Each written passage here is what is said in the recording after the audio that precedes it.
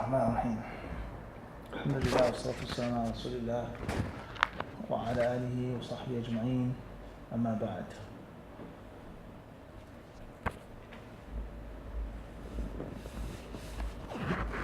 Last night we left off chapter number 29, Hadith 210, the narration of Abu Hurairah radiallahu ta'ala anhu, in which the Messenger of Allah alayhi salatu spoke to him and addressed him saying, Subhanallah, inna al-Muslima la yanjus, that the Muslim is never in a state of impurity. The Muslim is never in a state of impurity.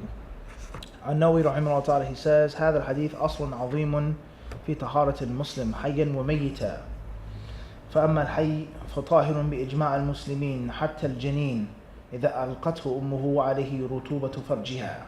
قال بعض أصحابنا وهو طاهر بإجماع المسلمين، قال ولا يجيء فيه الخلاف المعروف في نجاسة رطوبة فرج المرأة، ولا الخلاف المذكور في كتب أصحابنا في نجاسة ظاهر بيض الدجاج ونحوها أو نحوه، فإن فيه وجهين بناء على رطوبة الفرج، هذا حكم المسلم الحي.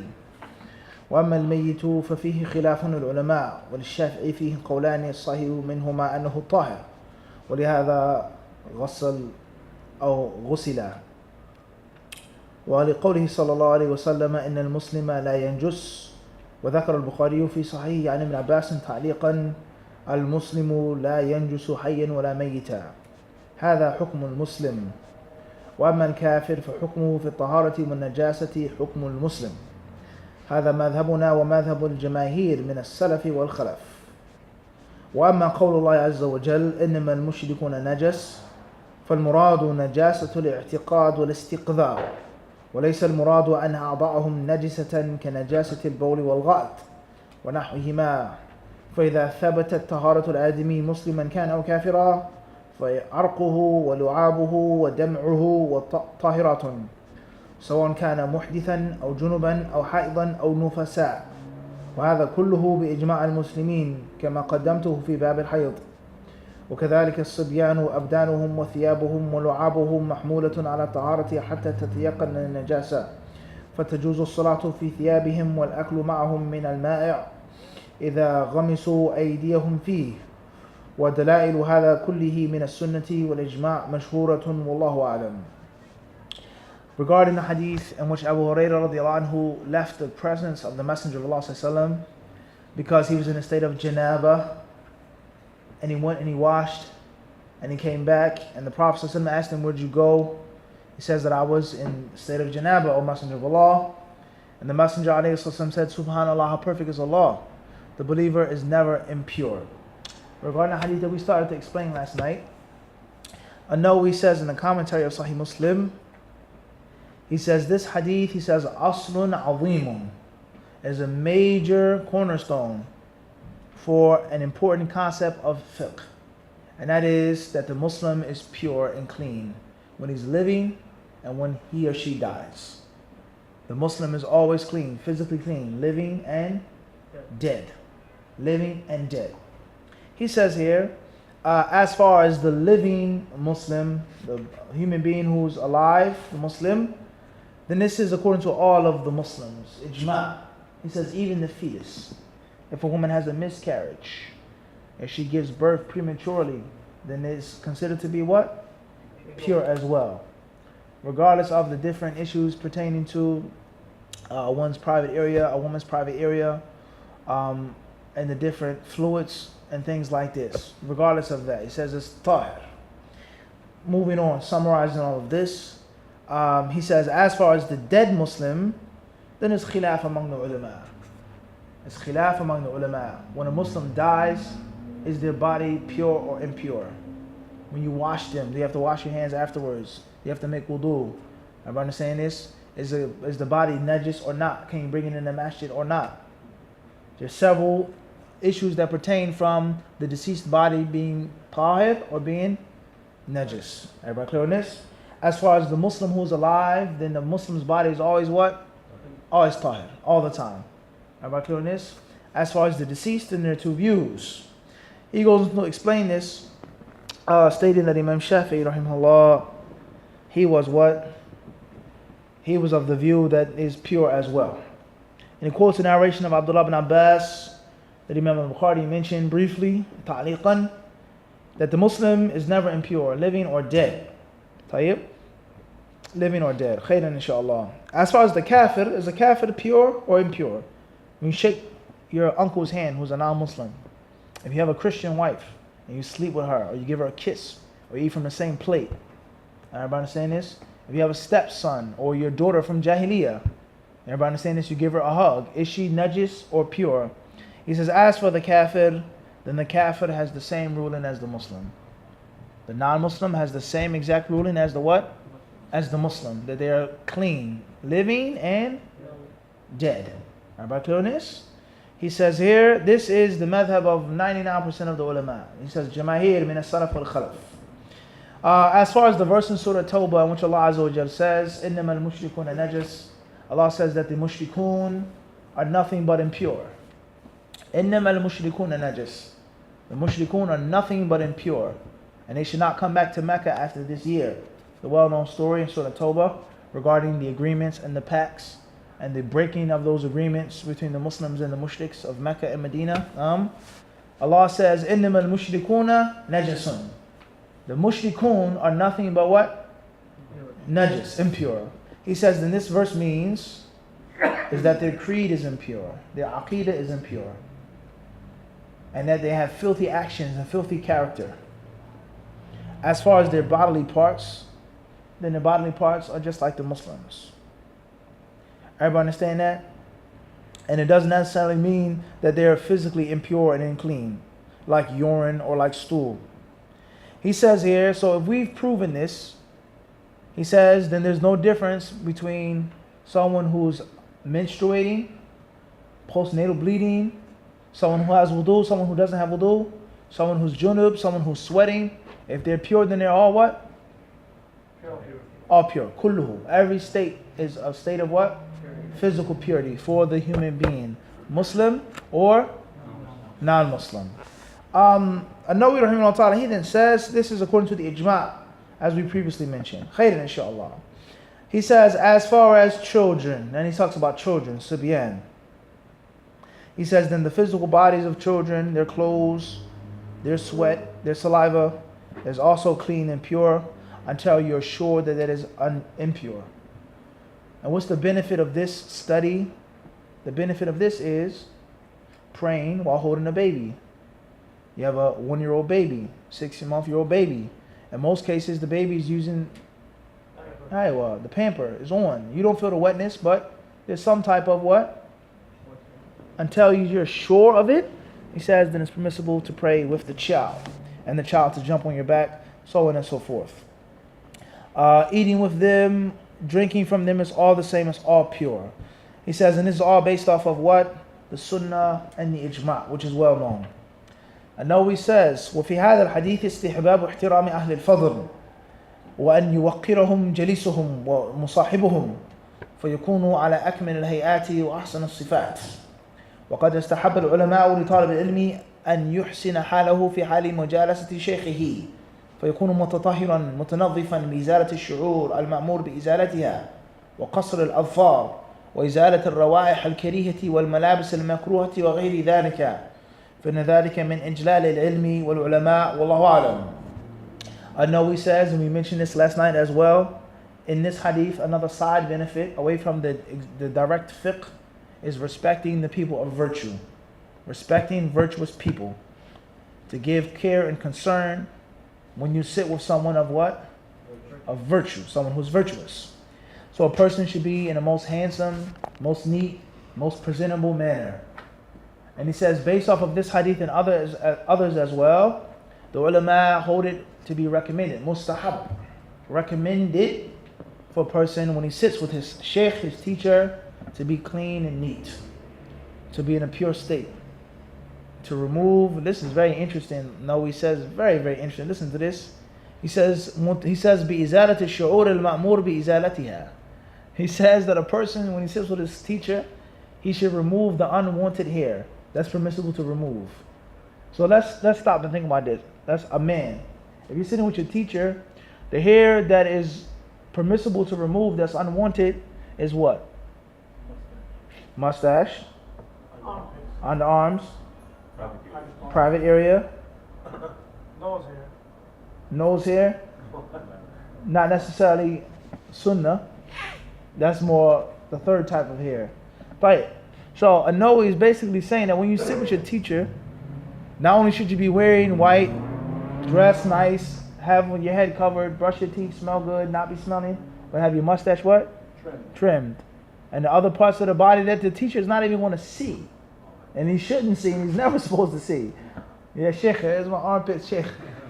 La, inshallah. Allah knows best.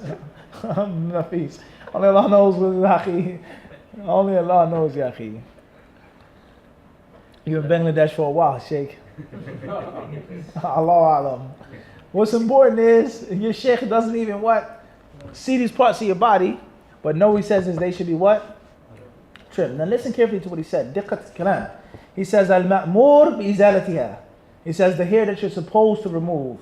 In other words, you shouldn't shave your beard or trim your beard to go to a class because you're not commanded to shave or trim your beard. Everybody understand this? Everybody clear on this or not? But as far as a woman sits with her teacher. What hair should she remove? What's the hair that a woman is supposed to remove? Underarms. Same as the man. Same as man. With the mustache? If she has, Even mustache and a beard. if she has a beard too. Right. Some of the ulama say that a woman is not to remove any hair from her face. Some of them say this. And they say this is included in la'nallahu an-namisa wal-mutanammisa.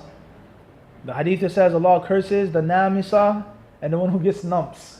Some ulama say that numps is the eyebrows. And others say jami'u sha'r al-wajh. Any hair on the face is supposed to be what? Left alone. I'm not saying this is the strongest view, but to show you when you start getting into the concept of a scholar said, this tabi'i said this, Imam Ahmad said that. Everybody understand this? When you start getting into these different statements, you'll find different statements in which it said a woman is not allowed to take any hair from her face or her arms or legs. So if you just get into ultimate scholar mode, you're going to fall into things that you're not, or you're going to have to follow things that you're not willing to what? Follow. Or some ulama said that a bra is haram. I read a fatwa. Said that you cannot, I'm not going to mention the name of the sheikh, well known. He says a woman is not allowed to wear a bra outside of the home, period. How many women will be able to accept this, Najm? They say they're Salafi. Follow the ulama. How many people, Omar? How many? Everybody understand this? So that's not Islam. Everybody understand this? Just because a scholar says something does not mean that it's correct. Everybody clear on this? Everybody understand this? So therefore, some of the ulama, they said that a woman can't take any hair off of her face. And others, they said the hair that she's allowed to remove from her face is the hair which is unsightly and out of the ordinary. She had a lot of hair on her face, on her lips. Very unsightly, very displeasing to her husband. But just a normal little whisker or a little bit of hair, someone said what? Not labas. Leave it. Right. Moving forward. So a woman has what? She sits with her teacher. She's pretty much just like a what? A man. And hair in Islam is of three types. This is a side benefit. And this is a very beneficial qaida in the deen. A faida. Hairs of three types. First type of hair is hair that the Sharia tells you to get rid of. The second type of hair is hair that the Sharia tells you to keep. And thirdly is a type of hair that's not mentioned. It's unprescribed. So an example of the first type of hair will be what? Mustache. To get rid of. Right. Armpits, etc. The second type of hair is what? Yeah. The beard for men. The what? The beard for men. And those who do have hair and grow their hair should look after it, as the narration says. Man kana lahu sha'run falyukrimhu. If you have hair, then do what? Talk. Allahu Akbar, huh? Allahu Akbar. Just when I said it, you what? It moved it back. Tayyib. Inshallah, maybe we'll have some Hadith Disciple shampoo and conditioner coming out soon. Hadith Disciple mousse and hairspray. You gotta have a beard though. No, hair. Not for the beard. The hair. Tayyib. What's important is, if you do have hair, then honor and look after it. Okay, does a woman have to grow her hair long? What if a woman doesn't have long hair? That's an issue in itself. that a woman can't shave her hair or she can't trim her hair, that's a what? That's an issue in itself. So we'll just stick with the beard for now. And the third type of hair is the hair in which there's no hadith for it or against it. Do whatever you want to do with it. And some of the people of knowledge say, like the arms and the legs of a woman. Some of them say the excessive hair of a man. He's so hairy, he has a lot of hair everywhere. Some people may say hair on your toes and things like this. And some people may say, no, men should leave these types of hair because that's normal and it's natural. Khairan, inshallah. What's important he says, is that when you sit with your teacher, some of the ulama have said that you should be clean and neat and nice. And you should trim your fingernails, he says. Trim the fingernails. And not have any bad smell. Not your breath, not your underarms, not your feet, not your toes. He says, وَغَيْرِ ذَلِكَ. Anything else. He says, and they consider this to be respecting ilm and respecting the people of ilm. Wallahu a'lam. We've explained this before in the hadith of Jibreel alayhi salam. The hadith of Jibreel, which tells us that Jibreel was wearing very white clothes. His hair was very black. In other words, his hair was neat. It was taken care of. خيرا إن شاء الله. وفي هذا الحديث أيضا من الآداب أن العالم إذا رأى من تابعه أمرا يخاف عليه فيه خلاف الصواب سأله عنه وقال له صوابه وبين له حكمه والله أعلم. He says here, another benefit from this hadith pertaining to Lutfi, he says pertaining to the teacher and the student disciplism, he says is that when a teacher, when he sees his disciple doing something in which he's afraid that it's wrong or incorrect, he should ask him about it. Is there something bothering you, Khalid? You should ask him. Is there something going on? What's the problem? What's up? He should do what? He should ask him. And then once he finds out, clarify what's right and what's what? What's wrong. And not necessarily wait for the student to ask. But if you sense that something's going wrong with one of your students, what's the problem? Nahyan, you okay? I seen you look a little disturbed the other day. Everybody understand this? And then, well, yeah, I was katha and katha and katha. Then he should give him the necessary instruction. As the Prophet asked Abu Hurairah, he said, what? He said, where did you go? The Prophet sensed that Abu Hurairah felt uncomfortable and shy. He slid off, as we say. Skated off. Everybody understand this? Everybody, he dipped. Exactly. So Abu Hurairah, he was shy, he was ashamed. And the Prophet said, where did you go, Abu Hurairah? As if he knew or sensed something. This hadith, this is not Nobody's words, I'm saying now. This hadith also teaches us is that the true alim should have strong intuition. He should have strong intuition. And there's nothing wrong with using intuition in Islam. Whereas Abu Hurairah, the Prophet clearly sensed that something was what? Bothering Abu Hurairah. And that he just left without a reason. Everybody understand this? As a true teacher, is that he has what? He knows his students. Khairan inshallah ta'ala. He then says, khairan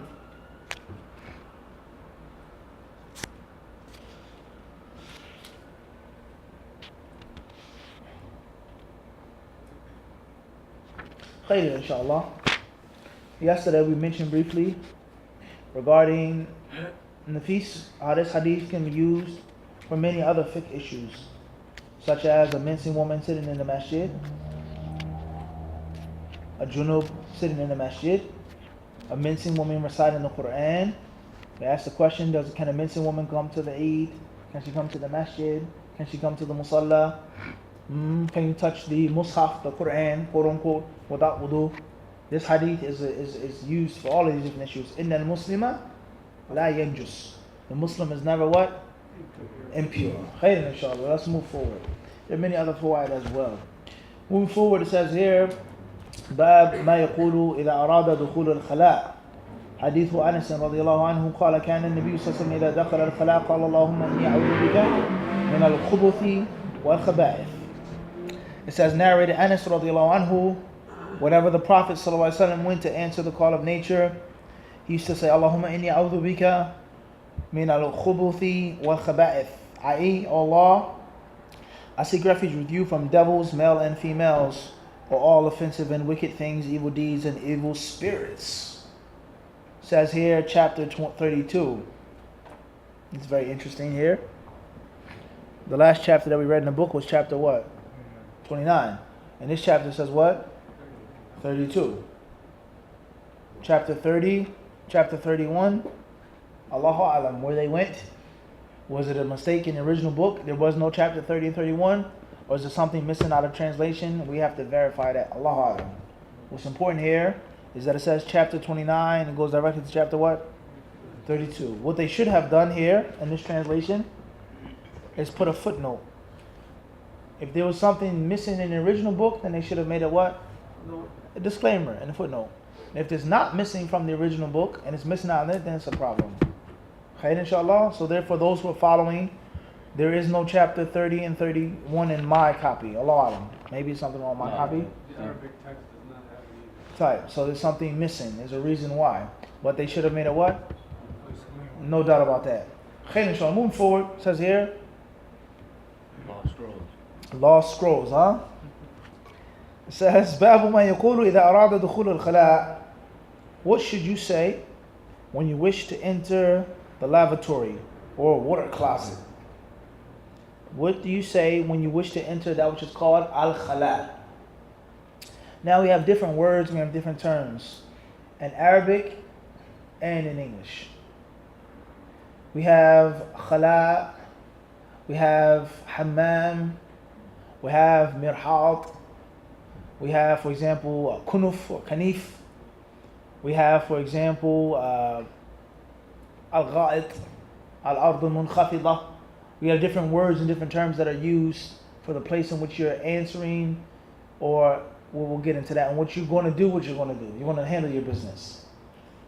In English, we have different words as well. We have the restroom, laboratory, V or B? Laboratory. With a B. And here it says with a what? B. With a V. Bathroom, restroom, we mentioned that. The closet. Closet, water closet, the can, Powder room, toilet. powder room, toilet, latrine. That's right.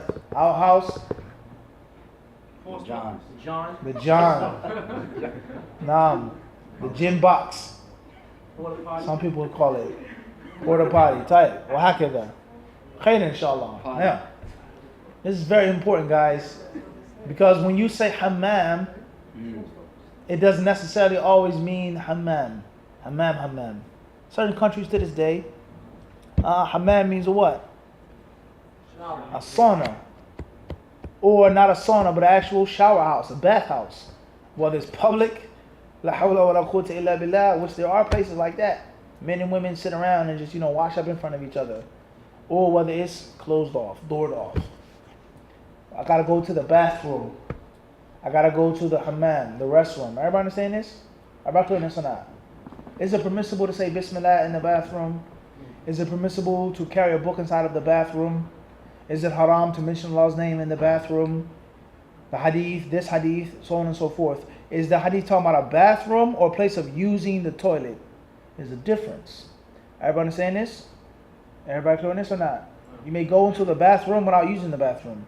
You may go into the bathroom in which there's no toilet. It's just a shower head or a jacuzzi. Omar? Tayyib? Wahakidha. So the chapter heading says al-khala. And the word khala linguistically means an empty void space. An empty void space. A space, a place that's empty and what? Void. Whether it is an outhouse, whether it's in the middle of nowhere, or whether it is an enclosed thing, but because there's no speech, there's no talking, and there's no dhikr, they call it khala, empty, void. Everybody got this or not? It then says here, إِذَا أَرَادَ, when a person wants to go into this place, the supplication to make before you enter into this place. Now, I have to use the bathroom. I have to answer the call of nature. Is that permissible to say? The call of nature. What's meant by the call of nature? Does it mean the natural feeling of using the restroom? Or are you talking about nature? Everybody clear on this? You have to be very careful with these terms. People that go camping, they say, I love nature. I love to see nature. What do you mean by that? The natural creation of Allah, the trees, the bears, the moose, the elk that you see? Or are you talking about Mother Nature? Yeah. And sometimes that's what people mean when they say what? Nature. And that is a whole aqidah behind that. Even in Arabic, overseas, tabi'ah. It creates itself. It does shirk and kufr akbar. Everybody understand this? What's important is, when a person has to relieve himself or relieve herself, what should you say? And what's the purpose of this supplication? What's the benefit of the supplication? What's the wisdom behind it? And what is the significance of supplications in Islam? What is the significance of a supplication in the deen? Why make a prayer before you go to the washroom? Why make a prayer when you put on your clothes when you leave the washroom? What's the purpose of these things? Am I clear on this? In other words, everything that the Muslim does, he's trying to seek some type of barakah. He's trying to seek some type of protection. He's trying to manifest his servitude to Allah subhanahu wa ta'ala. Everything that you do, you have to recognize and acknowledge that you're weak and poor. And that if the law had not made it easy, it wouldn't be what? It wouldn't be easy. How about clear on this? If Allah would have made it simple, it wouldn't be what? It wouldn't be simple. Like people who have problems using the bathroom. People who have illness, whether it's temporary or whether it's permanent. Now, a temporary illness or permanent illness with regards to relieving yourself. People that were in car accidents, shot, stabbed. People who have digestive problems. People who have old age. People who have chronic terminal cancer, things like this. They have a problem using the bathroom. Everybody understand this? That's physical, let alone mental and spiritual. When it comes to jinn possession, when it comes to waswasa, when it comes to having certain phobias and certain extreme practices regarding these things in these times and these places. And only Allah knows the difficulty and the hardship and the anxiety that is caused by these disorders. So for you to use the bathroom in a safe, sound, clean, easy way, and not to be physically, mentally, or spiritually harmed or disturbed is a what? Is a major blessing. And it's a major sign of Allah subhanahu wa ta'ala that He gave you food, He gave you drink, you took the nutrients, you took the vitamins, you took the beneficial thing, and now the waste is now useless. Is of no purpose, is of no benefit, and it leaves the body simply, easily, and smoothly. That is a tremendous ni'mah of Allah subhanahu wa ta'ala. That's a what? That's a ni'mah. And what will happen to your body if those things remained in your body? And if they were stuck in your body? What would happen to you? What will be your your health if that didn't happen? So using the bathroom in Islam is a small, simple thing, but it's a what? It's a major thing as well. And that is the wisdom why there is a supplication. To seek barakah, to seek protection from this place that may be spiritually unclean or maybe even physically unclean. Everybody understand this? And also to manifest your servitude. Idhar al-ubudiyya. To make it clear that I'm a what? I'm a servant of Allah. And then last but not least, that if Allah did not make it easy and simple, it wouldn't be what?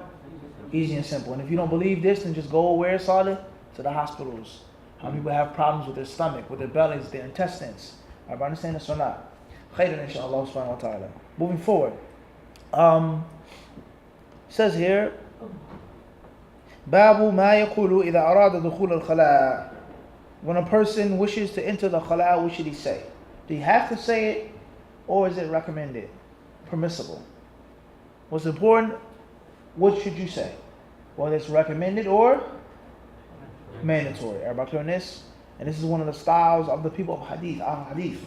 When they made the chapter headings, they will put these different abwab without mentioning the specific ruling. Regardless whether it's wajib or mustahab. Recommended, or mandatory is something that you what? Should do. Something that you what? Should do. Everybody clear on this or not? Khairan inshaAllah. Narrated Anas radiallahu anhu, كان النبي صلى الله عليه وسلم إذا دخل الخلاء, is when the Messenger of Allah صلى الله عليه وسلم entered the khala. He said this dua when he entered it or before he entered it. Allah tells us what? That when you recite the Quran to do what? Seek Allah's refuge. You seek Allah's refuge when you're reciting the Quran or before. Remember doing this? So in Arabic, sometimes a past tense verb is used or a present tense verb is used, but it's meant what? Before. It's meant what? Before, or even future. Everybody understand this? Khairan inshallah. Moving forward. Whenever the Prophet entered the khala, يعني إذا أراد أن يدخل الخلاء, he would say the following words: Allahumma inni a'udhu bika min al-khubuthi wal-Khaba'ith. He would say, "Oh Allah," and there's a long discussion with regards to what that means, Allahumma. Where does Allahumma come from? How do you get Ya Allah into Allahumma? That's a discussion in itself. Where does that come from? Where does the word Allahumma come from? That's not Allah's name, Allahumma. What does that mean? And where does it what? Where does it come from? Because the asl is supposed to be Ya Allah. Oh Allah. And then it's transformed into Allahumma. Those who study sarf, the Arabic language, they can get those what? Najm, those juicy details, those juicy benefits. And those of us who don't study and don't get it, we don't what? You don't get the juicy faida. You get just a bit. Okay, inshallah. So it says Allahumma, and look how it sounds. Just think about it. When we say Ya Allah, and we say what? Allahumma. It sounds different. It what? It feels different. No doubt about that. When you make the supplication, you say Allahumma inni, Allahumma. It feels different. Everybody understand this? There's wisdom behind that, which we don't have time to get into right now. And even if we did have the time, we're not going to get into right now. Moving forward. He says, Allahumma inni a'udhu bika. I seek your protection. I seek your refuge. I seek your safety. Min al-khubuth. With tahriq, dhammatain, khubuthi. Wal-khaba'ith. And the two main interpretations of these words. Al-khubuth could be what? The plural of khabith, fa'il. And it's made fu'l. And the second interpretation, because there were no vowels, they didn't use vowels back then, al-khubthi, with a sukoon over top of the ba, al-khubthi. Everybody clear on this or not? So the first interpretation is al-khabith is the male shayateen, the male demons. And that would accordingly mean the khaba'ith is the plural of khabitha. Plural of what? Khabitha. Tayyib. And the second interpretation, al-khubthi, means al-qawl al-khabith. It's a bad statement. And al-khaba'ith is a bad action. And the correct view is that it includes what? Both. Because when you wish to use the bathroom, the restroom, the latrine, you seek Allah's protection from physical, spiritual, and mental harm. Everybody understand this? Now, this is a simple, basic dua. Let's stop and ask ourselves the question. How many of our children make this dua on a daily basis? How many of our children? If I asked your kids, what's the dua for entering the bathroom, what would they say? Rather us, as grown men, grown women. How many of us make this supplication each and every time we what? Enter into the bathroom. Everybody got this? So just stop and think about this now. When I wake up, I make a supplication. When I eat, I make a supplication. When I get dressed, it's a supplication. I get in my car, it's a supplication. I use the bathroom, it's a supplication. I go to my wife, it's a supplication. I go to my place of business, it's a supplication. I do a deal with someone, it's a supplication. I shake someone's hand. In other words, if you make dhikr, you're constantly connected with Allah subhanahu wa ta'ala, 24/7. And if you're constantly connected to Allah subhanahu wa ta'ala, do you think you're going to be depressed, blue, sad, down and out, angry? Is someone who's constantly connected to Allah going to be a coward, scared, afraid? And someone who's constantly connected to Allah, are they going to be lustful, following their desires? The defense is going to be impregnable, pretty much. It's going to be very hard for the shaitan to what? Creep in. Everybody understand this? And this is what the Prophet told us. The similitude of those who make dhikr. It's like a impregnable fortress, impervious to attack from outside. Everybody understand this?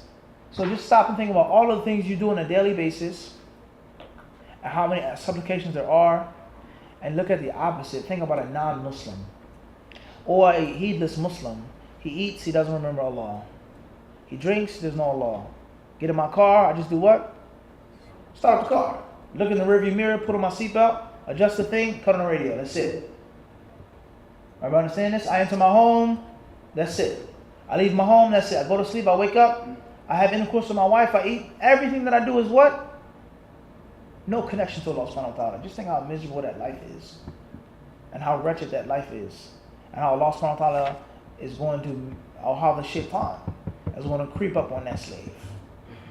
So this is tremendous wisdom. The adhkar of the Prophet sallallahu alaihi wasallam, and what they prevent, and also what they cure. What they cure and what they what? What they prevent. Everybody understand this? And there lies no doubt every one of us, or every one of us use the bathroom on a daily basis. One way or another. Everyone uses the bathroom at least what? Once a day. In one way or another. One type or another. Everybody understand this? Let alone 3 times a day, 4 times a day, 5 times a day, so on and so forth. So each and every time you're using the bathroom, you're making ibadah. You're trying to get closer to Allah, and you're asking Allah to protect you and to keep you safe from anything which is harmful and evil. Everybody clear this or not? Khair inshallah. Now, the next issue is, that pertains to Hadith Abu Bakr. What if there's no quote-unquote bathroom, but it's just fada? Or that's another word for it as well in Arabic. Madhab. كان النبي صلى الله عليه وسلم إذا ذهب المذهب or al-buraz. There are many other words and terms for it as well. So you're in an open lot now, or the woods. There's no doors. Do you make the dua? Abu Bakr?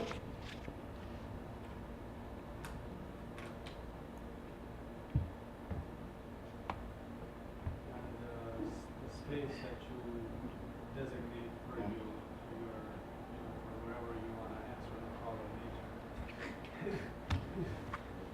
Is that from this question? When do you say the dua? I guess before entering, before, going to that area. Anybody else? Yes, definitely. Fadl Tawfiq.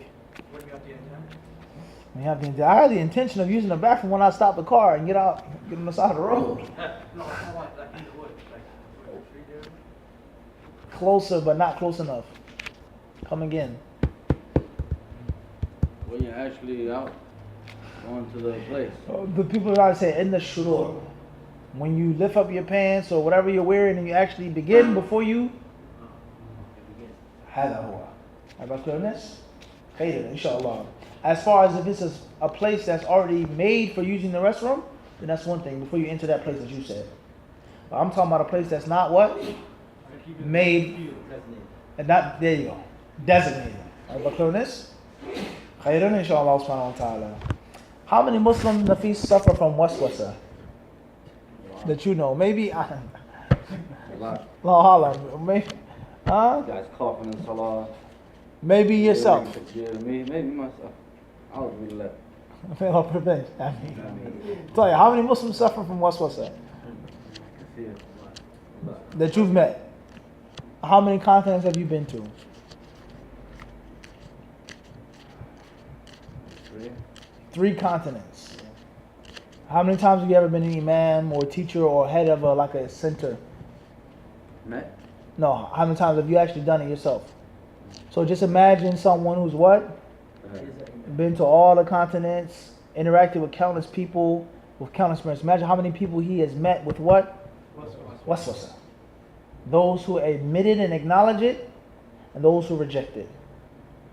Those who know about it, and those who are what? Clueless of waswasa. We didn't talk about jinn possession. We talking about just what?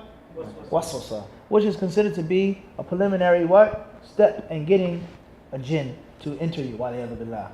Because your defenses are what? Weak, they're low.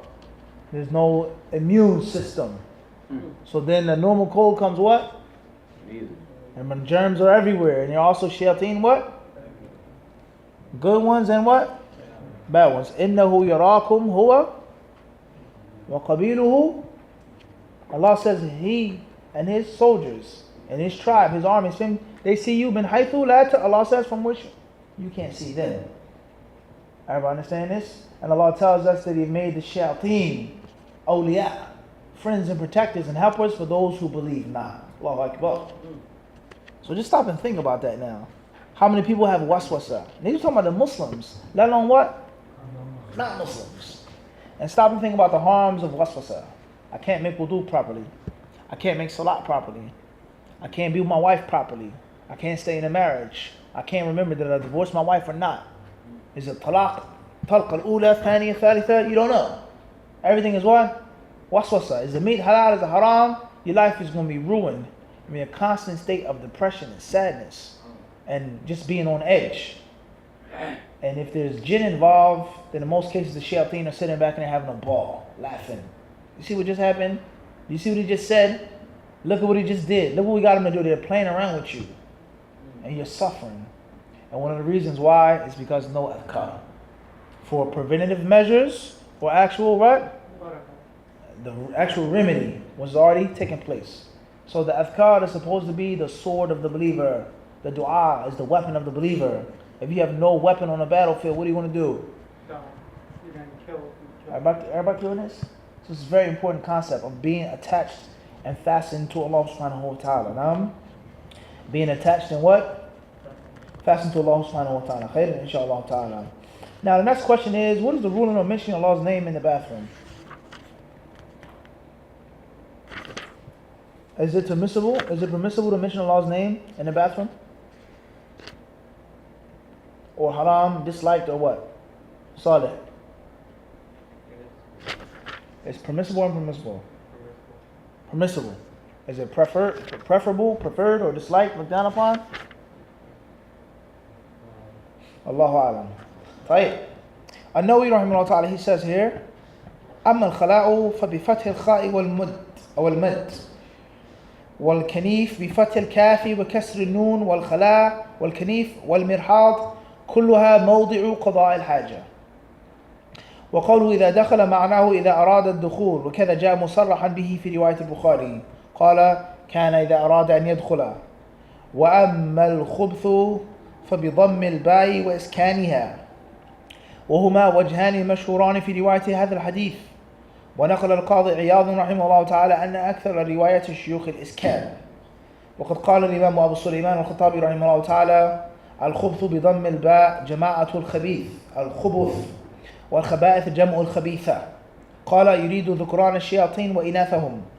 قال وعامة المحدثين يقولون الخبث بإسكان الباء وهو غلط، والصواب الضم، وهذا كلام الخطابي، وهذا الذي غلطهم فيه ليس بغلط ولا يصح إنكاره جواز الإسكان، فإن إسكان جائز على سبيل التخفيف كما يقال كتب ورسل وعنق وأذن ونظائره، فكل هذا وما أشبهه جائز تسكينه بلا خلاف إن أهل العربية، وهو باب معروف من أبواب التصريف لا يمكن إنكاره. ولعل الخطابي أراد الإنكار على من يقول أصله الإسكان، فإن كان أراد هذا فعبارته موهمة.